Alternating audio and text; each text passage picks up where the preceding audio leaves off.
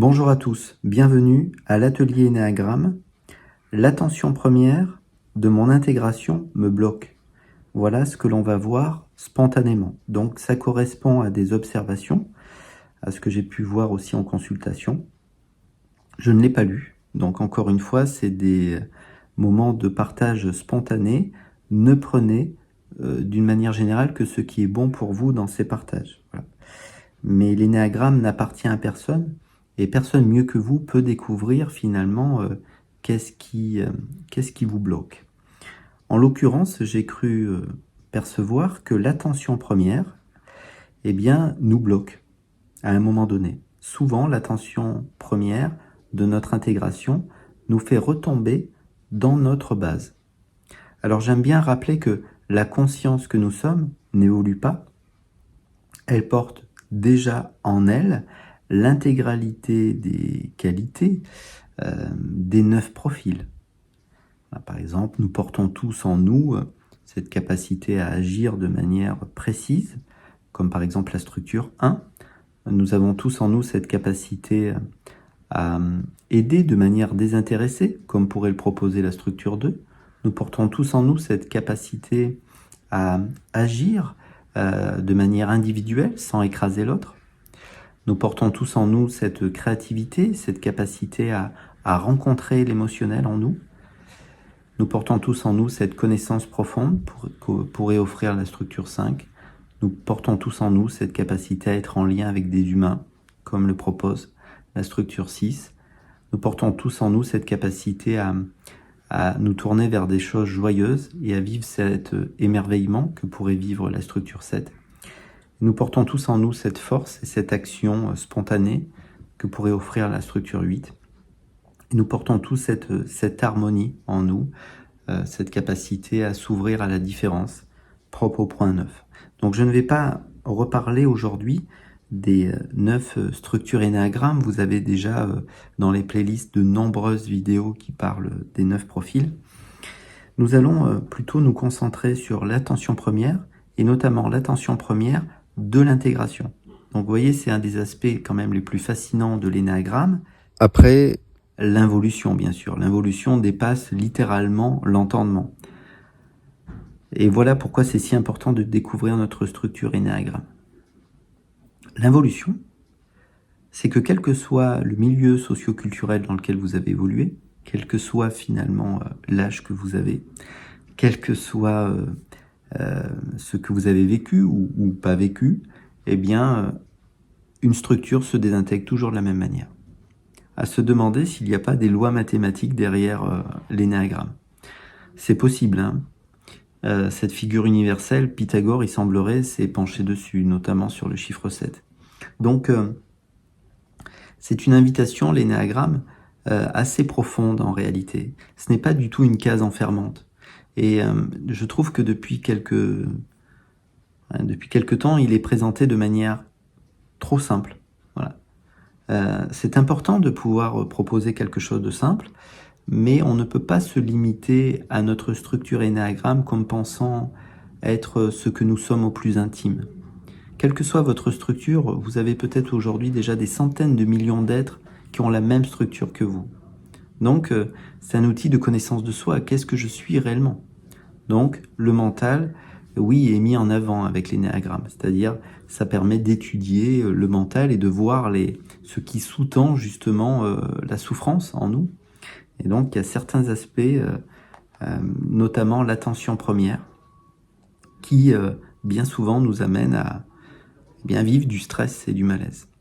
Alors, on va dans un premier temps parler des 9 attentions premières, et puis encore une fois, dans un deuxième temps, on va évoquer qu'est-ce que ça peut donner pour les 9 structures. Alors, l'attention première de la structure 1. Donc, l'attention première, vous le savez peut-être, ça sera une révision pour certains d'entre vous. L'attention première, c'est que sous stress, voilà, nous avons tous tendance, de manière inconsciente d'ailleurs, à focaliser notre attention sur certains aspects. C'est comme un filtre qu'on pose sur le réel. Donc, il y a 9 attentions premières, et donc qui correspond à notre base, bien sûr. Donc la structure 1, eh bien, qui est le perfectionniste, on l'appelle aussi parfois le réformateur, son attention première, c'est qu'elle regarde ce qui est correct et incorrect. La structure 2, c'est l'aidant. Voilà. Et l'aidant regarde finalement qu'est-ce que je peux faire pour aider les autres. Le 3, c'est, on l'appelle parfois le compétiteur. Et finalement, il dit qu'est-ce que je pourrais faire pour être vu et pour réussir. La structure 4, c'est qu'est-ce qui me manque. Voilà. Donc le 4, on l'appelle parfois le tragico-romantique, l'artiste. En ce qui me concerne, je trouve qu'il n'y a pas de mot qui correspond réellement à cette structure. Mais c'est vrai qu'elle a l'impression qu'il lui manque quelque chose. Et quelque chose pour fonctionner presque de manière terre à terre. Donc son attention première, c'est ça, c'est ce qui me manque. Le 5, on l'appelle parfois le scientifique, l'homme de science, c'est qu'est-ce que je peux faire pour observer. C'est un être qui est dans cette position, il en abuse un peu de cette position d'analyse, où il observe. Voilà. Il observe non pas parce qu'il a peur, il observe parce qu'il veut comprendre. Le 6, eh bien, lui, c'est un peu différent, il observe parce que justement il a peur. Donc il regarde les sources de danger, apparentes ou cachées. C'est son attention première. Le 7, qu'on appelle le généraliste, hein, on l'appelle parfois l'épicurien, eh bien lui il regarde qu'est-ce que je pourrais, vers quoi je pourrais aller pour prendre du plaisir. Voilà. Ce qui me permet de prendre du plaisir. Voilà, je fixe mon attention là-dessus. Que ce soit un plaisir physique ou mental. Le 8, c'est qu'est-ce qui pourrait me faire perdre le contrôle. Et il fixe son attention là-dessus. Il y a souvent un événement particulier qui a été vécu chez la structure 8. La vie est une jungle, hein. Et donc, naturellement, je dois me prémunir des autres. Et donc, je regarde attentivement tout ce qui pourrait me faire perdre le contrôle. Et l'attention première de la structure 9, qu'on appelle parfois le médiateur, c'est qu'est-ce que je peux faire pour... qu'est-ce qui pourrait me permettre d'éviter l'inconfort. Et parfois, le fait d'éviter l'inconfort, d'éviter le conflit, pour le dire ainsi, c'est se taire, quitter le lieu, ne pas prendre sa place. Voilà pour les 9 attentions premières. Alors, dans cette vidéo, on va regarder comme quoi, peut-être, notre intégration, le sens d'intégration. Donc il faut connaître le sens d'intégration et de désintégration. Le sens d'intégration, eh bien, nous fait vivre l'attention première de l'intégration et ça nous bloque. Voilà. Alors, allons-y spontanément. Le 4. Alors le 4, commençons par le 4. Ouais. Je ne sais pas pourquoi Alors le 4, c'est effectivement, c'est un être qui vit beaucoup à travers ses sensations. Et c'est un être qui est dans la passion. Il est dans la passion justement parce que il veut remplir un vide. On dit parfois qu'il a une blessure d'abandon qui est assez active. Il y a quand même un vide assez important. Et donc, il veut, d'une manière ou d'une autre, essayer de combler ce manque. Voilà. Ça, ce qui manque, c'est son attention première. C'est un être qui est trop dans la rêverie. Il pense souvent beaucoup, hein, avec son élan 5. Puis avec son élan 3, il voudrait être reconnu pour sa différence. Parce qu'il se sent différent. Et donc, il aimerait être reconnu pour cette différence. Alors, il est dans le centre de l'image, dans le centre émotionnel, du cœur, si vous voulez, et il va entamer son chemin évolutif sur le point 1. Donc le 1 est dans le centre instinctif. Oui, le 4 a besoin de poser les pieds sur terre et de matérialiser quelque chose qui le concerne. La problématique, c'est que quand il va vouloir conscientiser ou matérialiser plutôt quelque chose qui le concerne directement, eh bien, il va avoir l'impression que c'est pas suffisant. Il va regarder ce qui est incorrect. Quand il va vouloir matérialiser, eh bien, il va avoir peur, effectivement, que ce qu'il fait, ce n'est pas à la hauteur de ce qu'il est. Voilà, donc il est là sous le joug de l'attention première numéro 1, qui est que c'est correct, c'est incorrect ce qu'il fait, ce n'est pas suffisant. Continuons avec le profil 5. Le 5, c'est effectivement cet être qui est tout en retrait, voilà, qui a un jardin secret, qui abuse de cette position d'observation, qui veut tout analyser, tout comprendre. Et donc, lui aussi, un peu comme le 4, il est appelé à vouloir à un moment donné matérialiser. Il est beaucoup trop, on va dire, dans la tête. Et à un moment donné, lui, il va s'intégrer en point 8. Donc, il ne deviendra jamais un 8, bien sûr. Mais le 8, c'est effectivement le boss. Et l'attention première du 8, c'est qu'est-ce qui pourrait me faire perdre le contrôle. Et là, eh bien sûr, pour le 8, ça sera un petit peu, pour le 5, pardon, ça sera un petit peu différent. Ça sera, mais est-ce que j'en sais assez sur le sujet? est-ce que finalement, il n'y a pas une notion que je n'ai pas? Parce qu'à un moment donné, il est appelé à vouloir partager ses connaissances. Il ne le fera pas forcément, mais s'il arrive à le faire, à un moment donné, il risque d'être bloqué peut-être. Il a peur d'être faible, d'être dans cette position de faiblesse s'il ne sait pas assez. Donc il va à un moment donné confronter, un peu comme un 8, mais de manière différente, il va se confronter aux autres, et donc il risque d'avoir peur de perdre justement ce contrôle, ou d'être faible, de paraître idiot, de ne pas savoir. C'est sa peur aussi, voilà pourquoi il veut se remplir de connaissances. Et ça risque de le remettre dans sa base 5 et à étudier encore davantage. Le 6, c'est le loyaliste. Alors lui, son attention première, c'est qu'il regarde les sources de danger apparentes et cachées, et il s'intègre en point 9. L'attention première du point 9, c'est qu'est-ce qui pourrait justement me créer de l'inconfort. Eh bien, le 6 est dans le centre de la compréhension, il a besoin que ça fasse du sens, et donc il a tendance à s'entourer d'un groupe, d'une personne, d'une institution, d'une entreprise, et cela cadre bien finalement sa vie. Ça lui permet de voir où il va. C'est-à-dire, si on s'impose des règles naturellement, eh bien, je me sépare de certains. Il y a ceux qui suivent les règles avec moi, et puis il y a les autres.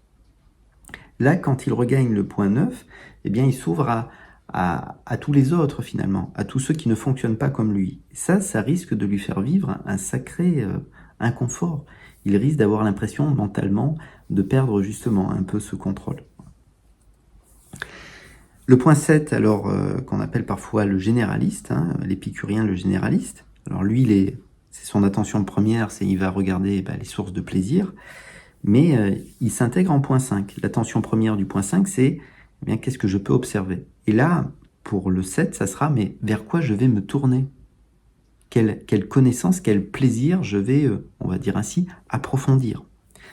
Et ça, il risque effectivement de douter de vers quoi il se tourne. Parce que il peut être un peu touche à tout le 7. Il se dit, mais si je me tourne vers cela en particulier, que je fixe mon attention, parce que le 5 est un observateur, c'est un être spécifique, si je deviens spécifique, je vais perdre des sources de plaisir. Et ça risque de le remettre dans sa base. Le point 8 s'intègre en point 2. Donc le 8, on l'a vu tout à l'heure, son attention première, c'est qu'il a peur de perdre le contrôle, d'être faible, rouler dans la farine, peut-être, c'est possible aussi. Et ainsi, en gagnant le point 2, eh bien, il risque de se confronter à l'intention première du profil 2. L'attention première du profil 2, c'est qu'est-ce que je peux faire pour aider. Alors autant pour le 2, c'est simple, il aide presque de manière spontanée, il a tendance à vouloir rentrer un petit peu en fusion avec les autres aussi. Et bien là, le 8, il risque de se dire, mais je vais aider qui en fait? Parce que il veut pas forcément aider tout le monde, le 8. Il veut aider ceux qui méritent, ceux qui sont dans le besoin. On dit parfois qu'il protège la veuve et l'orphelin. Donc il veut aussi ne faire aucune différence. Donc s'il a des enfants, souvent il va faire en sorte de faire un partage qui est juste entre ces différents enfants. Donc cette attention première, mais qui je vais réellement aider? Qui a besoin réellement d'aide? Le 9, eh bien, le 9 c'est le médiateur. Alors lui s'intègre en point 3. Le 3 c'est le compétiteur. Bien naturellement, le 9 ne deviendra jamais un compétiteur. Néanmoins, on peut dire qu'il est, on va dire, appelé à rentrer en compétition avec ses propres ressentis intérieurs qui souvent l'invitent à s'arrêter. Voilà, souvent on dit qu'il est paresseux et ce n'est pas vrai. Il peut être dans une action réelle, mais il y a on va dire entre guillemets, une paresse d'être, c'est-à-dire de prendre sa juste place. Voilà. Donc là, eh bien, l'attention première du profil 3, c'est qu'est-ce que je peux faire pour être vu, mais aussi pour réussir. Eh bien là, c'est là que ça risque de bloquer pour le 9, cette attention première, mais qu'est-ce que je vais faire pour réussir? Est-ce que c'est réellement ça qu'il faut que je fasse? Autant le 3 est souvent dans une action spontanée, et après de cette action, il va tirer un petit peu des conséquences. C'est ce qui le rapproche parfois avec la structure 8. Autant le 9, rappelons que le 9 involue en 6, et donc il est appelé à douter aussi beaucoup, eh bien il risque de se dire, mais en fait, qu'est-ce que je vais réellement faire? Qu'est-ce qu'il faut que je fasse? Le 1, eh bien le 1, on l'a vu, c'est le perfectionniste, et lui s'intègre en point 7. Et l'attention première du 7, c'est quelle source de plaisir, voilà, vers quoi je peux aller, hein, vers quelle source de plaisir, je veux aller vers du plaisir. Alors la problématique, c'est que le 1 a un critique intérieur très fort, hein, il a un parent normatif assez fort qui lui tape fort sur les doigts, donc si je vais vers du plaisir, mais quel plaisir en réalité? Est-ce que j'ai le droit de prendre ce plaisir-là? Il a peur d'être corrompu, hein, d'être pris en faute aussi un petit peu, la structure 1. Donc cette attention première, aller vers du plaisir, vers quelque chose d'autre que ce que je m'imposais jusqu'à présent, oui, mais enfin, ça risque de me faire peur, ça me fait tellement changer tout ça. Et c'est vrai que le 1, quand il va mal, est assez rigide, il ne veut pas changer. Le point 2, le 2 est naturellement appelé à aider, voilà, et à aider les autres, et lui, il s'intègre en point 4, c'est-à-dire, au lieu de s'occuper des autres, il doit d'abord s'occuper de lui. Le 4 représente ça, cette capacité à se prendre en compte. L'attention première, on l'a vu tout à l'heure du 4, c'est ce qui me manque. Qu'est-ce qui me manque? Là, ça sera vécu un peu différemment pour le... Ça va être, mais je manque à mon devoir. Mon devoir, c'est d'aider les autres. Donc, ça me manque cette aide, ce lien que j'ai avec les autres. Si je m'occupe de moi, c'est un peu égoïste, non? Puis finissons par le point 3. Le 3, lui, s'intègre en point 6. Donc le 6, c'est d'une action individuelle, il va aller vers une action collective. Mais l'attention première de la structure 6, c'est quelles sont les sources de danger apparentes et cachées, et quant à faire concernant les êtres qui m'entourent.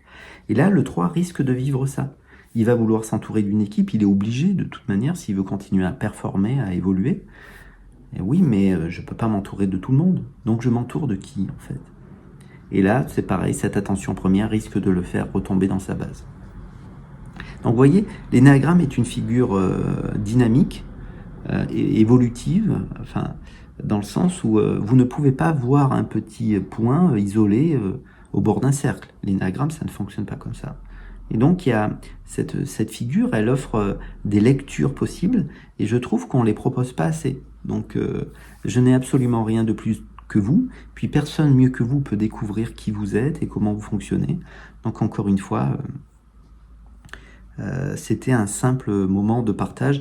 Alors, on peut prendre rendez-vous hein, si vous voulez faire un rendez-vous en ligne ou un atelier. Voilà, si vous êtes intéressé par un atelier à plusieurs aussi, je vais donner d'autres dates. Enfin, je fais en sorte de communiquer des dates par moment.